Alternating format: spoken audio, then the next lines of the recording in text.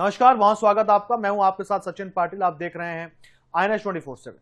नमस्कार, मैं हूं आपके साथ मधुमिता पाल। आधा दिन पूरी खबर में आपका स्वागत है। खबरों का सिलसिला शुरू करते हैं। अंबिकापुर की बात कर लेते हैं। प्लास्टिक गोदाम में लगी आग की वजह से गोदाम में हो रहे धमाके, मौके पर पहुंची फायर ब्रिगेड। रिहायशी इलाका होने से अफरा तफरी मच गई है। राम मंदिर रोड की घटना है। ये देखिए, बड़ी और अहम खबर आपको बता रहे हैं अंबिकापुर से, जहां भीषण आग लग गई है। राम मंदिर रोड की ये घटना है और रिहायशी इलाका होने की वजह से और ज्यादा दिक्कतें सामने आ रही हैं। अफरा तफरी मच गई है। आग की वजह से गोदाम में धमाके भी हो रहे हैं। तो इस वक्त बड़ी खबर निकल कर आ रही तस्वीरें आप देख पा रहे हैं। अंबिकापुर से लाइव तस्वीरें हैं। ये प्लास्टिक गोदाम में यहाँ पर आग लग गई है और आग की वजह से गोदाम में धमाके हो रहे हैं। तस्वीरें आप देख पा रहे हैं। मौके पर पहुंची फायर ब्रिगेड की टीम। रिहायशी इलाके होने से मची है अफरा तफरी। तो तस्वीरें आप देख पा रहे हैं अंबिकापुर से। ये तस्वीरें यहाँ पर राम मंदिर रोड की ये घटना बताई जा रही है। प्लास्टिक गोदाम में आग लग गई है। रिहायशी इलाका होने की वजह से यहाँ पर अफरा तफरी का माहौल बना हुआ है। आग की वजह से गोदाम में धमाके भी हो रहे हैं।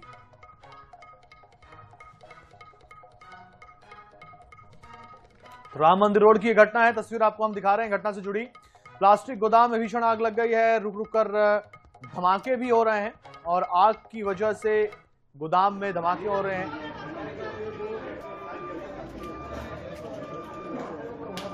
ये रिहायशी इलाका है और इस वजह से और ज्यादा समस्या हो रही है।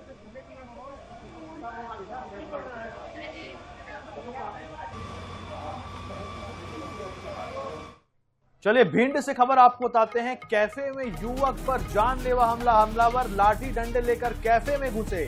पुरानी रंजिश के चलते किया हमला। हमले में युवक गंभीर रूप से घायल। इलाज के लिए अस्पताल में कराया गया भर्ती। वारदात कैफे में लगे CCTV में कैद हुई। तो इस वक्त बड़ी खबर निकल कर आ रही है भिंड से। हमले में युवक गंभीर रूप से घायल। इलाज के लिए अस्पताल में उसे भर्ती कराया गया है। देखिए, इलाज के लिए अस्पताल में भर्ती कराया गया है। तस्वीर भी हम आपको दिखा रहे हैं। घटना की वारदात कैफे में लगे CCTV में कैद हो गई और यही फुटेज हम आपको दिखा रहे हैं। देखिए, कैफे में युवक पर जानलेवा हमला हुआ। किस तरीके से लाठी डंडों से मारा जा रहा है। हमलावर लाठी डंडे लेकर कैफे में घुस गए और मारपीट शुरू कर दी। बताया जा रहा है कि यह सब कुछ पुरानी रंजिश के कारण हुआ।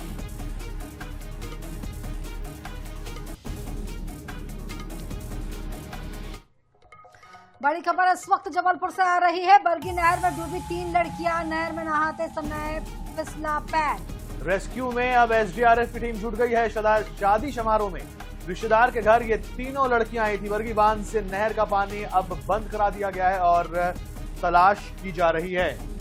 तो बड़ी खबर है यहाँ पर जबलपुर से। बड़ी खबर है बरगी बांध में नहर में नहाने गई 3 लड़कियां जो है वो डूब गई हैं। इस वक्त बड़ी खबर निकल कर आ रही। नहर से नहाते समय फिसला पैर और बरगी बांध का पानी अभी रोका गया है। रेस्क्यू में जुटी है SDRF की टीम। बिल्कुल, देखिए, ये तीनों लड़कियां शादी समारोह में शामिल होने के लिए आई थी। भारी आदमी है भैया।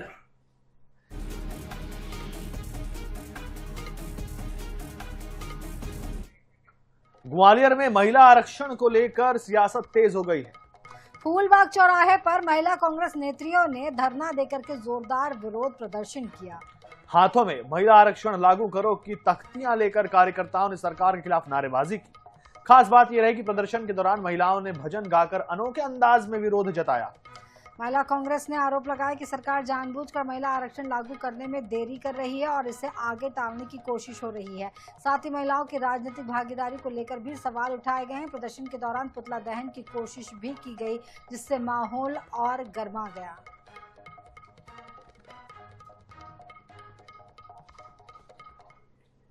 मुख्यमंत्री डॉक्टर मोहन यादव ने पश्चिम बंगाल में पहले चरण के मतदान को लेकर संदेश जारी किया।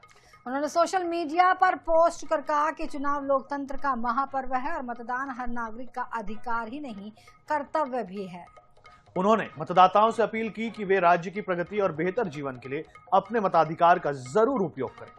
सीएम ने भ्रष्टाचार और अपराध से मुक्त व्यवस्था के लिए जागरूक होकर मतदान करने की बात कही और महिलाओं की सुरक्षा को प्राथमिकता देने का आह्वान किया।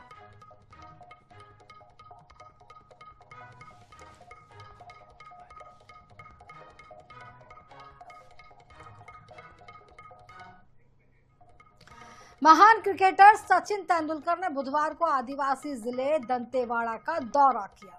इस दौरान उन्होंने बच्चों से बातचीत की और बस्तर में खेलों को बढ़ावा देने का समर्थन किया। इतना ही नहीं, वह बच्चों के साथ रस्साकशी करते हुए भी नजर आए। इस खेल में उनकी बेटी सारा तेंदुलकर और बहू सानिया ने भी हिस्सा लिया। सचिन तेंदुलकर के दौरे को लेकर देखिए हमारी ये खास रिपोर्ट।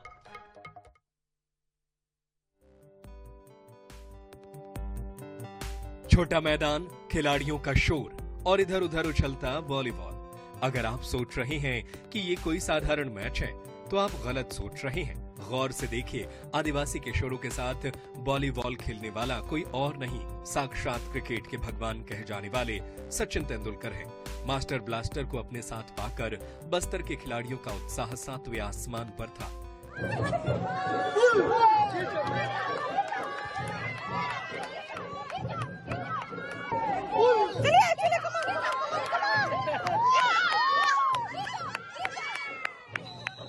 बस्तर के छिंदनार गांव में बुधवार को एक ऐतिहासिक कार्यक्रम हुआ। क्रिकेट दिग्गज सचिन तेंदुलकर ने Swami Atmanand Hindi medium high school में मल्टी स्पोर्ट्स ग्राउंड का उद्घाटन किया। यह मैदान सचिन तेंदुलकर और मानदेशी फाउंडेशन ने बनाया है। सचिन, सारा और सोनिया ने बच्चों के साथ खेल गतिविधियों में भाग लिया। उन्होंने बच्चों को खेलों के प्रति प्रेरित किया और सकारात्मक माहौल बनाया। इस मौके पर रस्साकशी, वॉलीबॉल, दौड़ और खो खो जैसे खेल आयोजित हुए। इस मौके पर सचिन तेंदुलकर ने छात्रों को बताया कि उन्होंने अपने जीवन की शुरुआत मैदान से की थी। उन्होंने बच्चों को हीरे बताते हुए कहा कि तराशा जाना है। सचिन ने कड़ी मेहनत, अनुशासन और प्रतिभा को सफलता का आधार बताया। डायमंड्स यहाँ पे बहुत बैठे हुए मुझे दिख रहे हैं, मगर उनको सही तरह से पॉलिश करना होता है, तब उनकी वैल्यू बढ़ते जाती है। तो मुझे यहाँ पे बहुत डायमंड्स दिख रहे हैं और मैं सारे लड़के लड़कियों को यही कहूँगा कि ये उम्र है खेलने कूदने की, ये उम्र है खेलने कूदने की। बहरहाल आपको बता दें कि मैदान उद्घाटन के बाद सचिन ने युवा प्रतिभाओं को तराशने पर जोर दिया। उन्होंने कहा कि भविष्य के चैंपियन के लिए आधुनिक खेल सुविधाएं अनिवार्य हैं। सचिन ने क्रिकेट के अलावा वॉलीबॉल जैसे अन्य खेलों के महत्व पर भी चर्चा की। सचिन तेंदुलकर का फाउंडेशन बस्तर में 50 गांवों में ऐसे ही खेल मैदान विकसित कर रहा है। Bureau report, INH news. Gariaband जिले के देवभोग वन परिक्षेत्र में लकड़बग्घे के दिखने से हड़कंप मच गया है। भोजन की तलाश में एक लकड़बग्घा रिहायशी इलाके के घर में घुसा, जिससे गांव में दहशत फैल गई। लोगों ने तुरंत वन विभाग को इसकी सूचना दी, जिसके बाद वन अमला मौके पर पहुंचा और रेस्क्यू अभियान शुरू किया गया। ग्रामीणों के अनुसार इलाके में लगातार वन्य जीवों की आवाजाही बढ़ रही है, जिससे सुरक्षा को लेकर चिंता बढ़ गई है। फिलहाल लकड़बग्घे को सुरक्षित पकड़ने की कोशिश की जा रही है।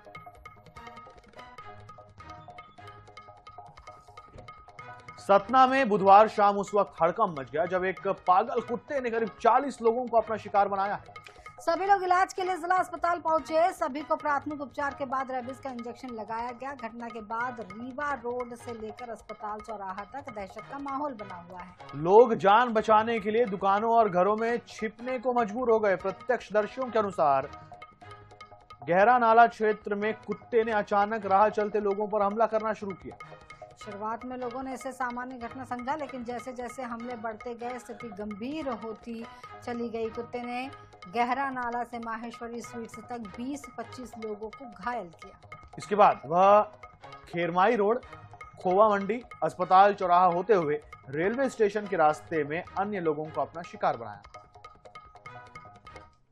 मैं गात्री टेरियर से आ रहा था नारायण दास पेंट की दुकान में, वहाँ पास खड़ा हुआ हूँ मैं।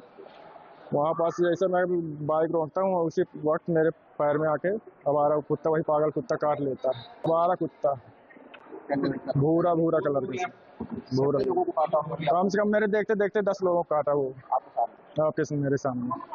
जी हाँ, अभी जैसे ही खबर लगी कि लगभग एक ही कुत्ते ने लगभग 40 लोगों को काटा है। ये गहरा नाला से शुरू हुआ है और चलते चलते इस तरफ अस्पताल चौराहे तरफ वो कुत्ता आया है और रास्ते में जितने लोगों को मिले हैं लगभग 40 लोगों को काटा है। उन सभी को अस्पताल में प्राथमिक उपचार दिया गया है। उनको ARV इंजेक्शंस दिए गए हैं, टीटी इंजेक्शंस दिए गए हैं। बड़ी खबर इस वक्त रायपुर से आ रही है। छत्तीसगढ़ विधानसभा का विशेष सत्र 30 अप्रैल को एक दिन के लिए विशेष सत्र बुलाया गया। विशेष सत्र के लिए अधिसूचना जारी की गई है। देखिए बड़ी और अहम खबर आपको बता रहे हैं रायपुर से। तो इस वक्त बड़ी खबर निकल कर आ रही है रायपुर से। छत्तीसगढ़ विधानसभा का विशेष सत्र यहां पर बुलाया गया है। 30 अप्रैल को एक दिन के लिए बुलाया गया है विशेष सत्र। विशेष सत्र के लिए अधिसूचना जारी की गई है।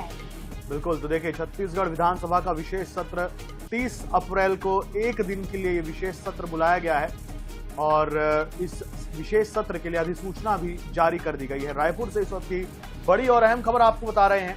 30 अप्रैल को एक दिन के लिए विशेष सत्र बुलाया गया है।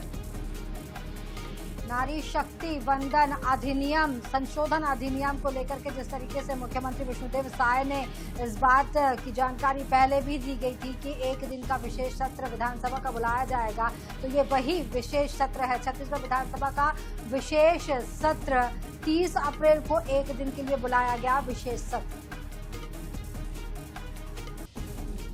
बड़ी और अहम खबर आपको बता रहे हैं। देखिए 30 अप्रैल को एक दिवस का विशेष सत्र बुलाया गया है।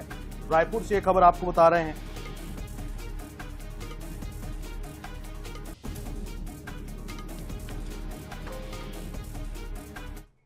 और इसी के साथ इस बुलेटिन में इतना ही। आप बने रहिए 24/7 के साथ। हमें दीजिए इजाजत। नमस्कार।